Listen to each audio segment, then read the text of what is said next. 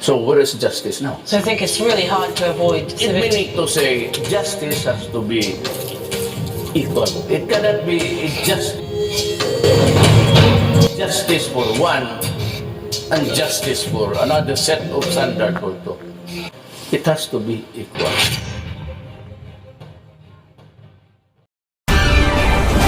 From Mr. Gabi Lopez III himself.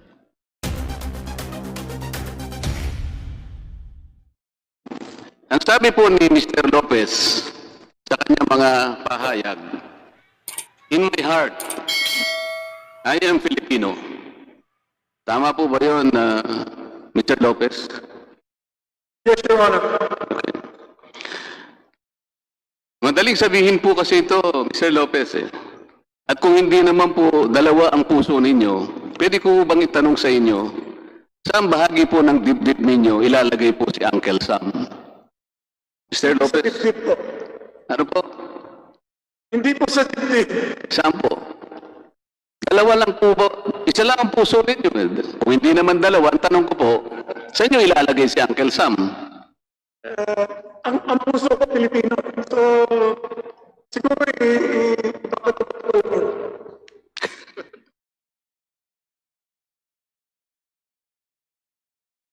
Ipinanganak sa Amerika, nag-aral sa Amerika, nagnegosyo sa Amerika, bumoto sa Amerika, ginamit ang American passport sa maraming yugto ng kanyang buhay at paglalakbay. But now that his American citizenship has become a burden and even conflicts with our Constitution in regard to ownership and management of his Philippine business, how and to what extent does he treat his American citizenship? Can we see again that particular footage? Siguro ipapatupad ko lang yun. Siguro ipapatupad ko lang yun. Ang sabi po niya, ibabato-bato ko na lang. That, ladies and gentlemen, is how best describe and reveal the posturing of ABS-CBN. It's not about service. It's about convenience, the advantage, and all the benefits that come with it. It's not about the Filipino people. It is all about itself, nothing more and nothing less. Gabi Lopez is an American citizen. Wala pong pagdududa na si Ginoong Gabi Lopez ay isang American citizen. Inamin naman po niya ito sa ating mga pagdinig at wala rin pong duda. Walang Pilipinong birth certificate si Ginoong Lopez. Inamin po niya na hindi iniregister ng kanyang mga magulang ang kanyang pagkapanganak sa Amerika sa pinakamalapit na konsulado o embahada ng ating bansa. Maging siya po nang sumapit siya sa hustong gulang, ay hindi po niya sinikap na kumuha ng Philippine birth certificate. Madali pong gawin to, bukod pa po sa tungkuling dapat itong iulat ayon sa ating mga batas. Ang lagi pong iminamatwid ng ABS-CBN at ang kanyang mga kapanalig ay si Ginoong Lopez ay tunay na Pilipino dahil ang kanyang mga magulang ay mga Pilipino ayon daw po sa principle ng jus sanguinis. Kailangan po nating liwanagin ito. Ang principle ng jus sanguinis ay isang disputable legal presumption. Wala pong naipakitang ebidensya na Pilipino pa rin ang mga magulang ni Ginoong Lopez nung siya ay pinanganak noong 1952 sa Amerika. Kailangan po kasi napatunayan muna ni Ginoong Lopez na Pilipino pa rin ang kanyang mga magulang nung siya ay isilang para magkaroon ng visa, ang jus sanguinis principle. Hindi po automatic ang application nito. Narito po ang mga records na pinagbasihan para mabigyan ng Filipino recognition si Ginoong Lopez. Ang una po, nakikita po ninyo sa ating screen, mga photocopy ng personal na birth certificates ng kanyang mga magulang. Hindi po authenticated o official na inisyu ito ng anumang ahensya ng ating bansa. Ang pangalawa po, yung affidavit of Filipino citizenship. Slide please. Na ginawa ng ina ni Ginoong Lopez noong Enero 20, 2000. Halos 50 taon pagkatapos may panganak si Ginoong Lopez. Sa mata po ng ating batas, ang isang affidavit ay isang self-serving testimonial evidence, at ang tinatanggap lamang ay mga hindi maitatangging mga documentary o tinatawag na object evidence. Katulad halimbawa po ng Philippine passport ng kanyang mga magulang noong ipinganak si Ginoong Lopez. Pangatlo, Philippine passport ni Mrs. Conchita Lao Lopez na ipinagkaloob sa kanya noong January 27, 1998. Ang problema po dito ay inisyo po ito 46 na taon nang nakararaan pagkatapos na mapanganak si Ginoong Lopez at hindi katibayan na simulat sa pool ay may hawak na Philippine passport ang kanyang ina. Dahil po dito ay makikita mismo sa records ng Bureau of Immigration and Deportation at ng Department of Justice ang mga sulat kamay na minota ng evaluator noong March 27, 2001. Makikita po sa slide, kaugnay ng aplikasyon ni Ginoong Lopez for Filipino recognition, nakasulat po ay ganito. There is no proof of Filipino citizenship of his mother at the time of his applicants, at the time of his, meaning the applicant, birth on August 13, 1952. Allegedly, his mother is also deceased. Nakapagtataka po na kahit sinabi ng evaluator na walang patunay na Pilipino ang ina ni Ginoong Lopez nang siya isilang, binigyan pa rin ng BID at DOJ ng Certificate of Recognition si Ginoong Lopez. Bakit po napakahalaga nitong handwritten note ng BID? Because there is the likelihood that the parents of Mr. Gabby Lopez, particularly his father, had already been naturalized American citizens, or at the very least had categorically renounced their Filipino citizenship at the time of or even prior to the birth of Mr. Lopez in 1952. This also could be explained by why they did not report his birth to the nearest Philippine embassy or consulate in New York at the time. Without such evidence of Filipino citizenship of his parents at the time of his birth, the principle of jus sanguinis could not have benefited Mr. Lopez.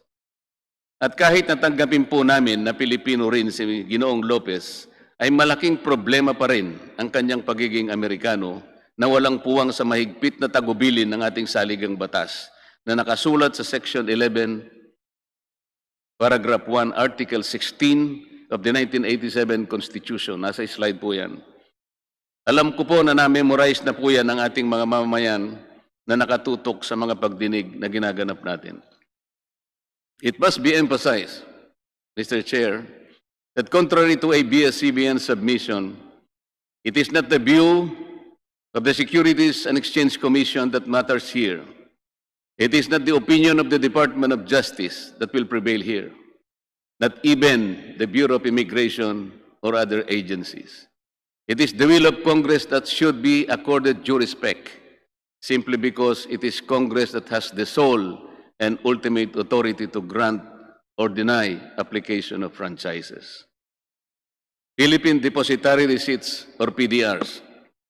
The hearings also proved that ABS-CBN, through a shell company organized by Lopez Incorporated, also violated the constitutional restriction on foreign ownership and participation when it sold 187 million PDRs to foreigners, or 62.6% of the over 298 million PDRs issued by ABS-CBN Holdings Corporation, to which the same number of underlying shares of ABS-CBN were transferred.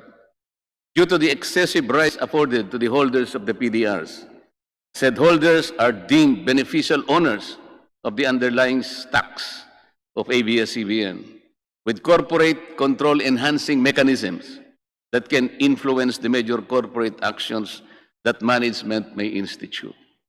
This is again a clear circumvention of Article 16, Section 11 of the 1987 Constitution. Kahit na ABS-CBN Holdings ang nasa papel ng pagmamay-ari o karapatang bumoto sa shares ng stock representing the PDRs, hindi nito pwedeng ibenta ang mga nasabing shares dahil may contract of pledge with the Philippine Central Depository to hold the same in behalf of the holders as security for certain obligations of ABS-CBN Holdings Corporation. Hindi ba malinaw na pagbibigay ng kontrol ito sa mga dayuhang may hawak ng PDRs? Nandyan po sa slide yan. Lumitaw rin po sa aming pagsusuri ng mga foreign holders ay may option din na baguhin ang kanilang karapatan na sinasaad sa PDRs. Bagay na wala sa kontrol dito ang ating Securities and Exchange Commission. Bukod pa sa kanilang tanging karapatan na isalin o ibenta ito kahit kaninong individual, kahit walang pagsang-ayon ang Securities and Exchange Commission. Ang sabi nga ng isang prinsipyo sa batas, what cannot legally be done directly should not be done indirectly. Sa madaling salita, Mr. Chair, ang hindi dapat gawin sa patago, dapat itong gawin ng may pagsusumamo. Ang minamatid dito ng ABS-CBN ay ginamit naman daw ang PDRs bilang isang legal na instrumento sa maraming bansa. Ngunit ang hindi nila sinasabi ay wala namang restrictions ang mga ibang bansa tungkol sa pagmamay-ari o pamamalakad ng mass media sa kanilang mga bansa, gaya ng tagubilin sa atin. Gaya po sa Amerika, kahit 100% Filipino-owned ang TV or radio company, papayagan po ito. TV Plus and KBO pay-per-view. During the hearings, it was also proved, without doubt, ABS-CBN violated its franchise by airing multiple channels through its TV Plus. It was also proved that it sold digital receivers of black boxes to the viewing public without the approval of the NTC. It was also proved that it offered pay-per-view events in TV Plus without the approval of the NTC. Pati nga po ang laban ni Senator Pacquiao at Mayweather na walang pahintulot mula sa NTC, pinalabas din na may bayad. Lahat po ng ito ay pinatunayan ng chairman o chairperson ng NTC nang tayo ay dumidinig sa mga bahaging ito. NTC itself confirmed that based on its existing regulations, ABS-CBN was not authorized to encrypt or lock non-paying public its TV Plus channels using its free-to-air frequency under its franchise. Nasa slide po yan. NTC under oath declared that ABS-CBN completely disregarded its order or letter to refrain from airing PPB or pay-per-view services without the conditional access system guidelines that are yet to be formulated. ABS-CBN even utilized the platforms of its subsidiaries, namely Sky Cable Corporation, Amcara Broadcasting Network, and ABS-CBN Convergence in launching these illegal activities which, by the way, also compromised the respective franchises that are also being considered along with that of ABS-CBNs. Nagkasala ang ABS-CBN dito ng maraming beses. Pinangunahan nito ang NTC habang ito ay abala pa sa paggawa ng reglamentong ipatutupad sa tinatawag na conditional access system para sa pay-per-view. Sinadya nila ito sa kagustuhan nilang makinabang at kumita kahit wala pang itinakdang regulasyon, taliwas sa nakasaad sa termino ng kanilang prangkisa. Kung susumahin nga po ang multa doon lamang sa pagbebenta at paggamit ng, sabihin na lang nating 5 milyon na black boxes sa loob ng 5 taon at 4 na buwan, ang kwenta po ay aabot sa 1.97 trillion pesos. Hindi pa po natin sinasama dyan ang violation ng multiple channels. Alleged black timing with Amcara. Ganito rin ang napatunayan na ginawa ng ABS-CBN nang gamitin nila ang Channel 43 para lumipat mula sa analog papunta sa digital system. Mula pa sa demonstration per period na ibinigay ng NTC sa ABS-CBN, na hanggang June 30, 2015 lamang, ito ay nagpatuloy sa pag-broadcast ng TV Plus at pay-per-view incidents hanggang ito ay umabot ng 5 taon at 4 na buwan. At 1 taon bago matapos ang prangkisa ng ABS-CBN at Amcara, ay ibinenta ng ABS-CBN ang 49% ng kanyang pagmamay-ari dito sa Amcara na nagkukun black timing lang ang lahat para mapagtakpan ang paggamit ng TV Plus sa pag-akala nito ng prangkisa ng Amcara ay hindi mapapansin na paso na rin noon pang May 4, 2020. Nabuko pa ang ABS-CBN ng mapatunayan sa pagdinig na hindi block time ang arrangement nila, kundi isang usufruct na ipinagbabawal po sa prangkisa. Ito po ay dahil sa pag-amin na rin ni Ginoong Karandang na halos 24 na taon ay ABS-CBN ang gumagamit ng kanilang frequency, gamit ang sariling logo, tauhan at pasilidad sa pag-ere ng kanilang programa. Pati nga ang kanilang transmitter na pinatunayan ng NTC at ni Ginoong Karandang na patuloy na ginagamit kahit sila ay may cease and desist order na tinanggap mula sa NTC noong May 5, 2020.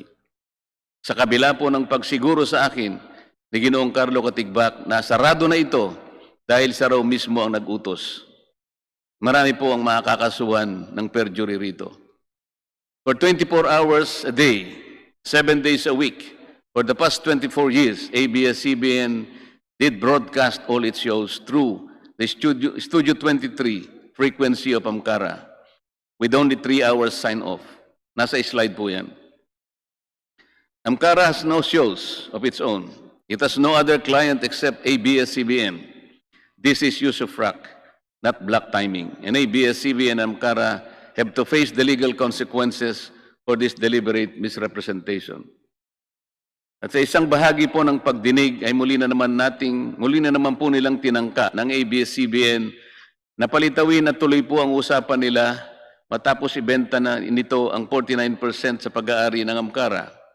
Nang tanungin ko po ang Amcara kung papaano nila ito gagawin, samantalang mayroon ng petisyon sa NTC na pagtibayin ng deed of assignment ng Amcara at Asian Multimedia and Production Company na kailangang pinagkasunduan noon Marso 12, 2019, ay wala na pong naisagot si Ginoong Karandang at inamin na po niya lahat na napatunayan ng bahaging ito ng ating pagdinig. Ang Asian Multimedia ay pag-aari ni Ginoong Federico Garcia, isang retiradong opisyal ng ABS-CBN. This surreptitious use of Amcara as an artifice demonstrates a familiar pattern, Mr. Chair. Ibinabato-bato na lang ang pagtitiwala ng sambayan ng Pilipino. ABS-CBN is more observing itself, its benefit, and all the perks that go with it. ABS-CBN's doubtful title to their properties. Hindi lang po ang Filipino citizenship ni Ginoong Lopez ang kaduda-duda. Maging ang mga titulo ng ABS-CBN sa mga pag-aaring biglang naibalik sa kanila pagkatapos ng EDSA Revolution ay kaduda-duda rin. Na hanggang June 30, 2015 lamang, ito ay nagpatuloy sa pag-broadcast ng TV Plus at pay-per-view hanggang ito ay umabot ng 5 taon at 4 na buwan.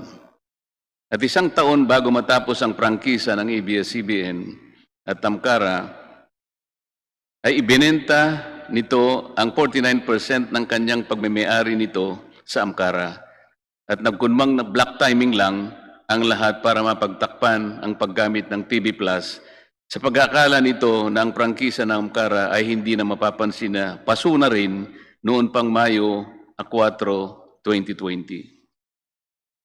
Nabuko pa ang ABS-CBN ng mapatunayan sa pagdinig na hindi block time ang arrangement nila kundi isang usufruct na ipinagbabawal po sa prangkisa. Ito po ay dahil sa pag-amin na rin ni Ginoong Karandang na sa halos 24 na taon ng ABS-CBN ang gumagamit sa kanilang frequency, gamit ang sariling logo, tauhan, pasilidad sa pag-ere ng kanilang programa.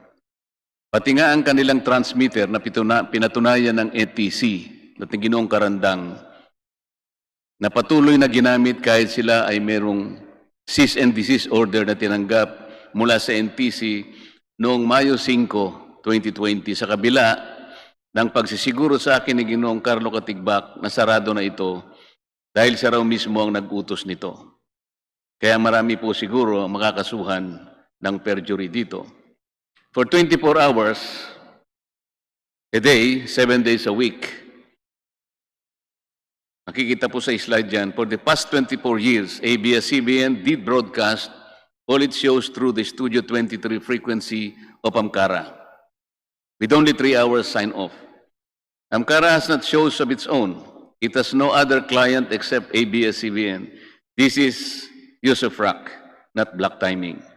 And ABS-CBN and Amcara have to face the legal consequences for this deliberate misrepresentation. At sa isang bahagi po ng pagdinig ay muli na naman pong tinangka ng ABS-CBN na palitawin na tuloy-tuloy po ang usapan nila matapos ibenta nito ang 49% ng pag-aari nito sa Amcara. Nang tanungin ko po ang Amcara kung paano nila ito gagawin samantalang meron ng petisyon sa NTC na pagtibayin ang deed of assignment ng Amcara at Asian Multimedia and Production Company na kanilang pinagkasunduan pa noong pa pong Marso 12, 2019. Ay wala na pong naisagot si Ginoong Karandang at inamin na po niya lahat ng napatunayan sa bahaging ito ng ating pagdinig. Ang Asian Multimedia ay pag-aari ni Ginoong Federico Garcia, isang retiradong opisyal ng ABS-CBN. This surreptitious use of Amcara as an artifice demonstrates a familiar pattern, Mr. Chair. Ibinabato-bato na lang ang pagtitiwala ng sambayan ng Pilipino. ABS-CBN is more of serving itself, its benefit, and all the perks that go with it. ABS-CBN has doubtful title to the properties.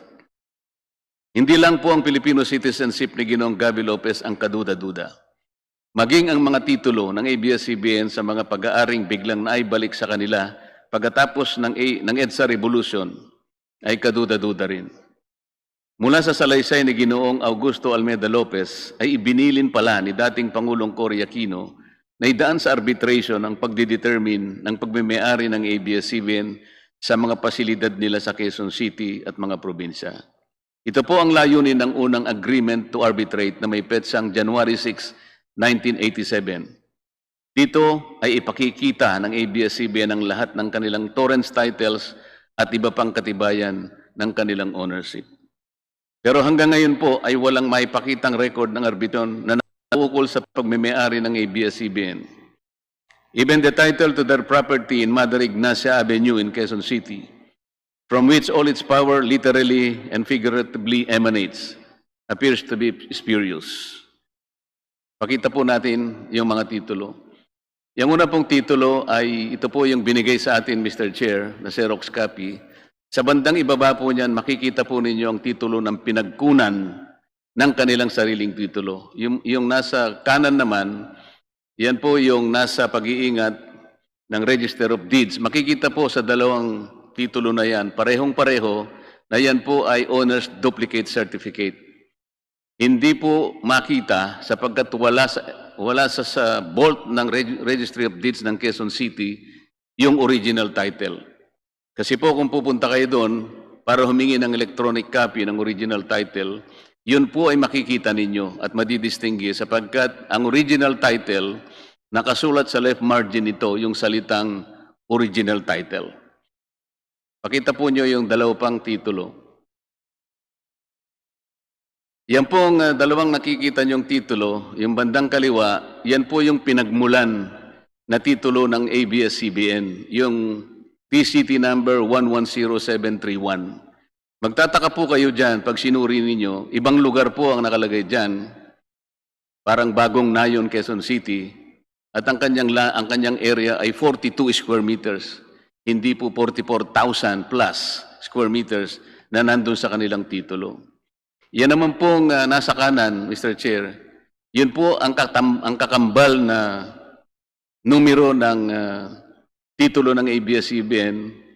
Meron din silang titulo 125702. Sa mga tweet, dalawang titulo pong magkamuka, magkapareho. Yung isa po ay ibang lugar na naman, pero yan ay 400 square meters lang. Ang nakakapag-intriga pa po dyan, Mr. Chair, meron pong minota na nakalagay for provisional registration. Pero 53 taon nang nakararaan, hindi naman po nila makita o hindi maipakita sa atin yung kopya ng petition for registration. Ang katibayan na maaring wala pong ganun, sapagkat hindi man lang naka-annotate do sa likod ng titulo na dapat sana ay naka-annotate po yung petition for registration sa likod ng titulo. Wala po. At the very least, Mr. Chair, makikita natin doon yung title ng kaso, Petition for Registration or Petition for Provisional Registration, yung case number, at pati na po yung pangalan po ng korte. Halimbawa po, Branch 110 ng Regional Trial Court ng Quezon City. Wala po lahat yun. Kaya talaga pong kaduda-duda yung titulo mismo ng ABS-CBN diyan sa Memander Ignacia na kung saan nandyan po ang kanilang headquarters. Ito po siguro ang dahilan, Mr. Chair, kung bakit ipinasya ni Pangulong Cory Aquino na idaan ang lahat sa arbitration. Sa kasamang palad, wala nga po silang maipakita ng record ng arbitration na ito hanggang sa ngayon. Tax evasion. It was conclusively proved that ABS-CBN and its subsidiaries engaged in complex schemes to unjustly avoid paying taxes or unconscionably reduce the taxes due to the government. Nakasaad po sa prangkisa ng ABS-CBN na dapat itong magbayad ng tama at kaukulang buwis sa pagtuos ng BIR. That ABS-CBN used its wholly owned subsidiary, Big Dipper Digital Content and Design Inc., a PESA-registered IT company, as a convenient tax shield to deprive the government of billions in revenues. Lumitaw po sa pagdinig na bilang isang PESA-registered company, ang Big Dipper ay exempted sa pagbabayad ng buwis sa unang 6 na taon nito. Pagkatapos nito ay lilipat siya sa 5% na pagbabayad ng tax on gross income, napakaliit kung ihahambing sa hindi PESA-registered company na nagbabayad ng 30% of its taxable income, maliban pa sa iba pang national and local taxes. Ang mas malaking bentaha po ng Big Dipper ay walang tax na ibinabayad kung magdideclare po ng dividends na kasangkot ang ABS-CBN bilang parent company. Very much like the Amcara ploy, Big Dipper has no other clients than ABS-CBN and its subsidiaries. It has only one foreign client, ABS-CBN Global Hungary, na wala pong empleyado kahit isa. In other words, Big Dipper exists only for and because of ABS-CBN, which inflates its costs paid for digitization to Big Dipper and therefore reduces its 30% tax obligation on its income but reaps a windfall on dividends with Big Dipper, which is zero rated. Ang pera ay pumapasok lang sa isang bulsa at lumalabas din sa kabilang bulsa dahil iisang tao lang ang may suot ng pantalon na merong 2 malalim na bulsa. By taking advantage of the Philippine Export Processing Zone, Big Dipper was able to significantly reduce its costs while inflating its income courtesy of its client relatives. It is good that the Committee on Good Government and Public Accountability will conduct a parallel investigation with the Public Accounts Committee to look at possible collusion with the officials of PESA. For the past 4 years alone, Big Dipper declared revenue amounting to 10.6 billion pesos. Nakikita po nyo sa slide. The declared dividends went to the coffers of ABS-CBN tax-free. Ordinarily, this amount would have been assessed income tax of 3.7 billion pesos. That's the amount that the government should have earned, and would have eventually went to education, health, assistance to victims of calamities, and similar public services. ABS-CBN claims that BIR has cleared it of any tax liabilities.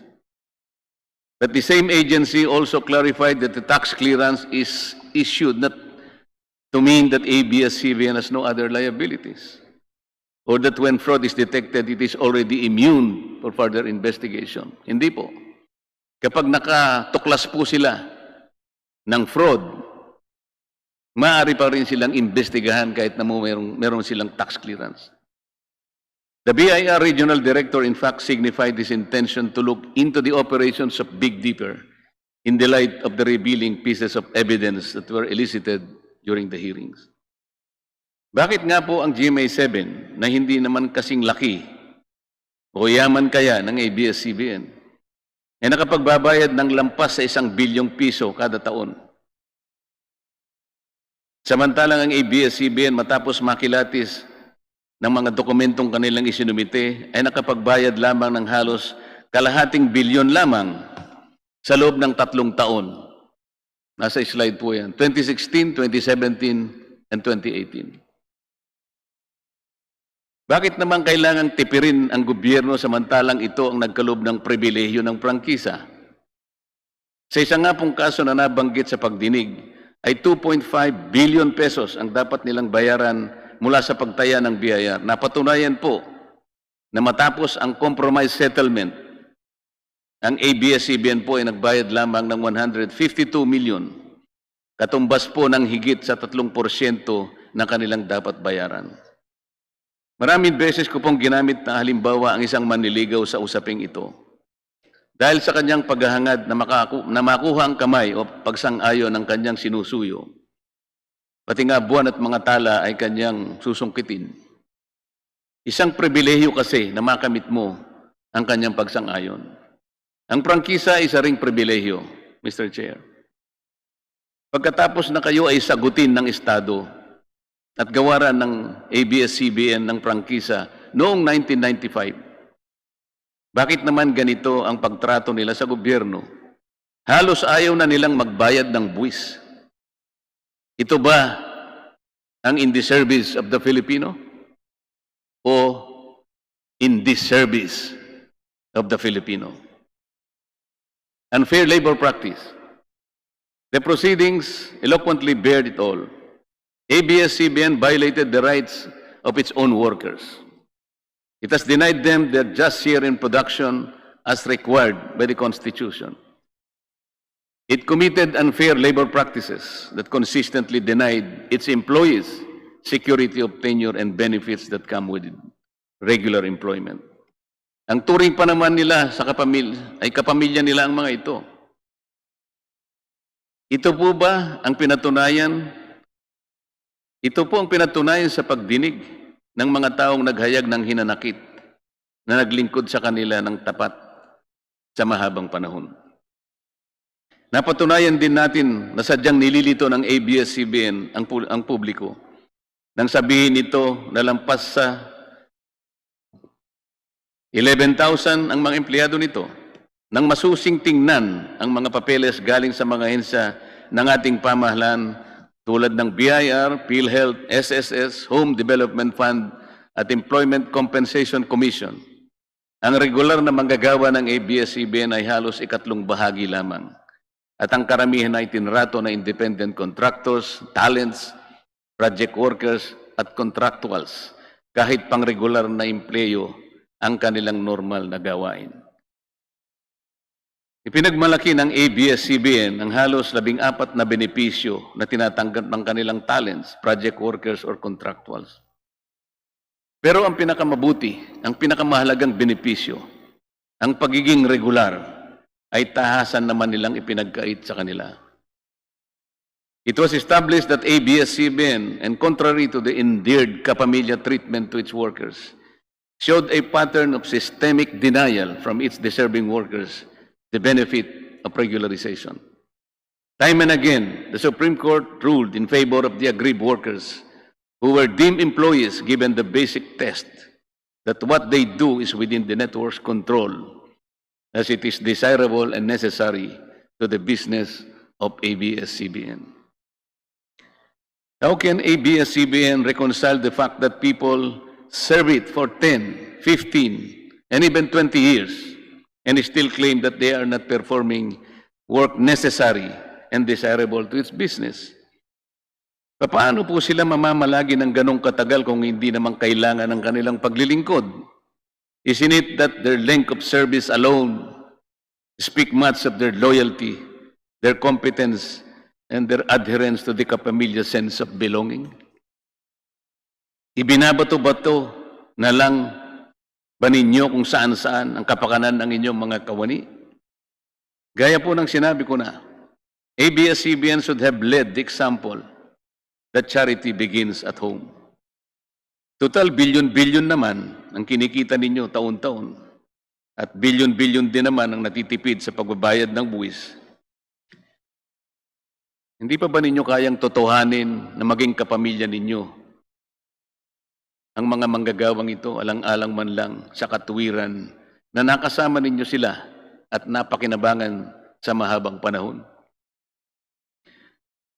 Ngayon, ginagamit na naman sila ng ABS-CBN sa dahilan para bigyan sila ng bagong prangkisa. Hindi lamang po sila, pati ang mga kababayan nating pinasasaya nila. Kanina lang po ay nakita natin muli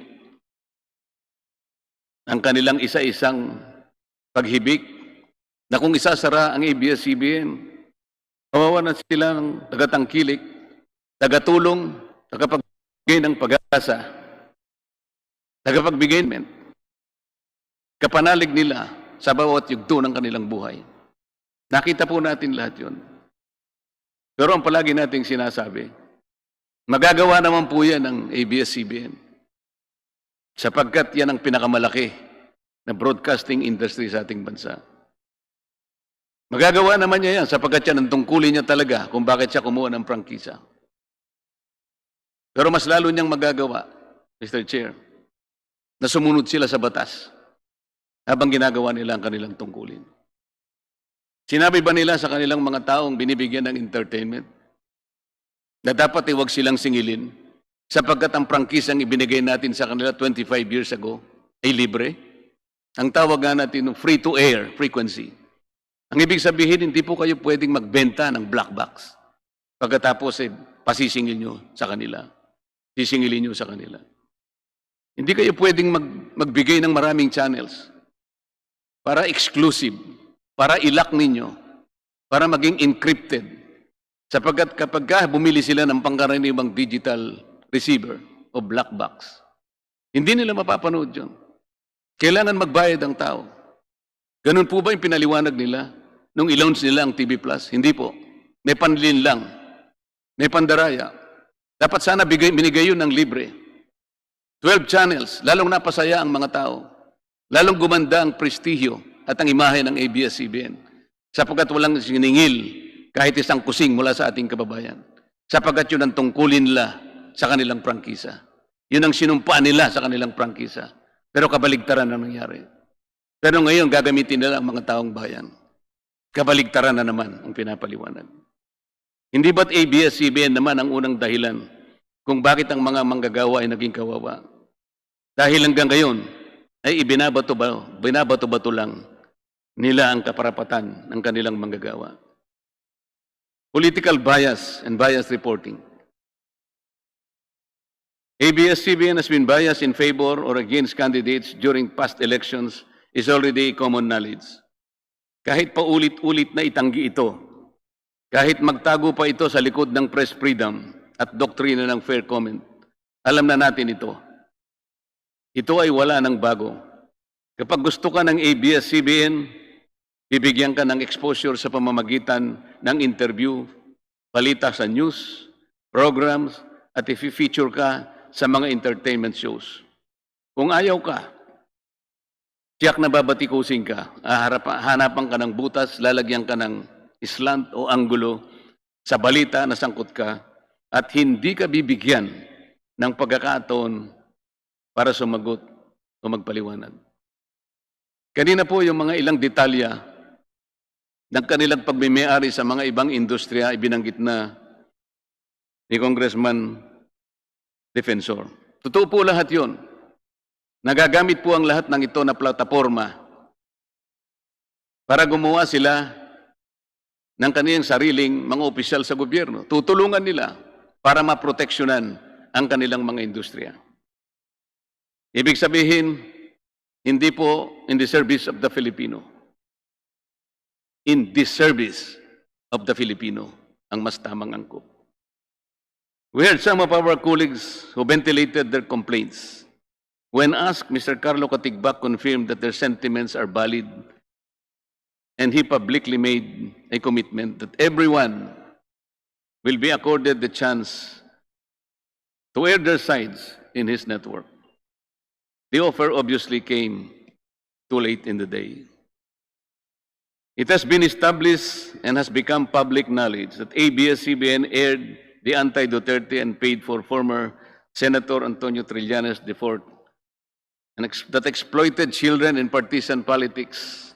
And despite the fact that it happened on the last day of the election period, when candidate Duterte had no more chance to react or clear his name in the same media network, mabuti na lamang po at nag-issue ng TRO ang korte sa petisyon ni Speaker Alan Cayetano na noon ay Vice President ni Pangulong Duterte. Ayan po yung mga slides para sa inyong kapakanan. But it is not the bias reporting and the negative campaign per se that is insidious. It is the use of ABS-CBN's network to influence the outcome of political exercise, not for public good, but for its narrow political end that will inure to the advancement of ABS-CBN's corporate interests.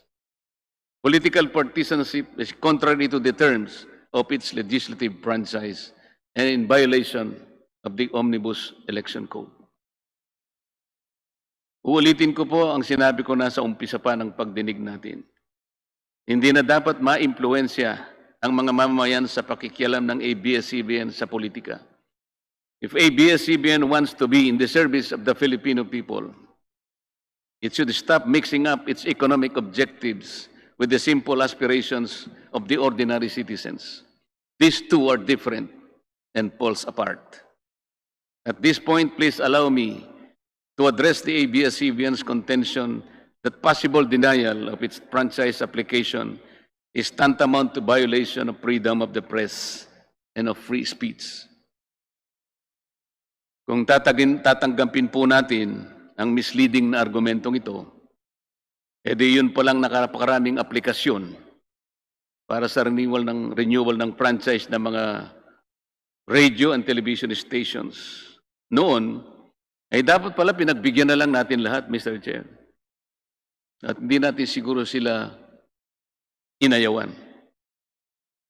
Kung yun po yung argumento lang. Pero hindi po eh. Kasi po kung tatanggapin natin yun ang argumento, ang prangkisa will become a matter of right. Hindi na po siya pribilehyo. Wala na tayong discretion. Puro ministerial na lang. Pagka po dumating na sa Committee on Legislative Franchises, wala na po tayong option doon. Siguradong dapat po ibigay natin. Sapagkat pag hindi natin ibinigay, sasabihin nila, oh, that is a violation of free speech. Hindi po ganun.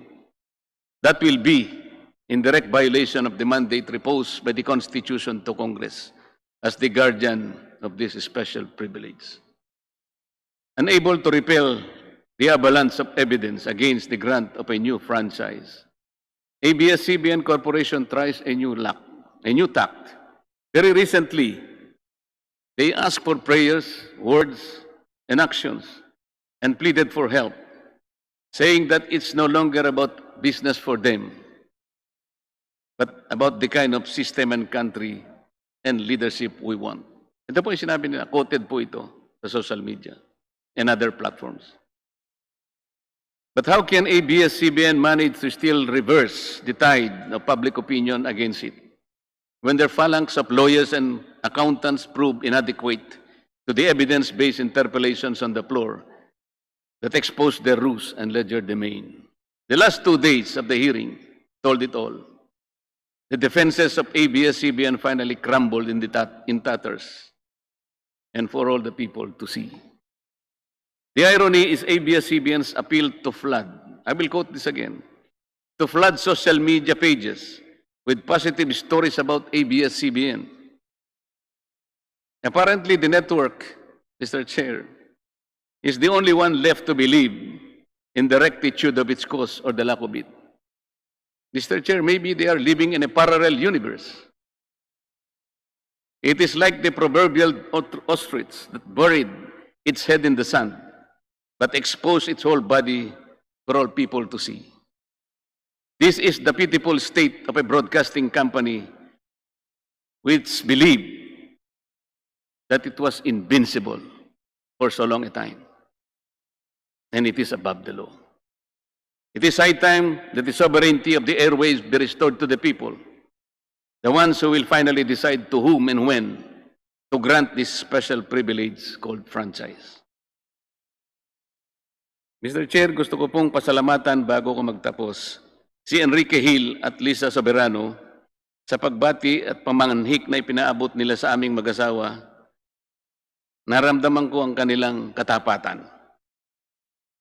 Sana po ganun ang ABS-CBN. Sa kanilang dalawa, alam ko na mauunawaan nila na ito po ay tawag lang ng tungkulin. At hinahangad ko ang higit na tagumpay para sa kanila sa mga darating na panahon. Let me end with a popular movie clip from an on-screen and off-screen hero that had captured the hearts of millions of Filipinos.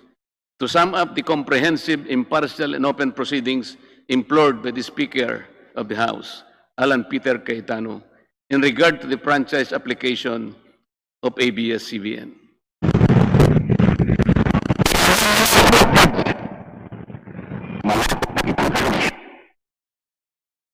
Ang sabi nga po ni FPJ, Mr. Chair, kung uulitin ko lang, ABS-CBN, puno na ang salop. Dapat ka ng kalusin.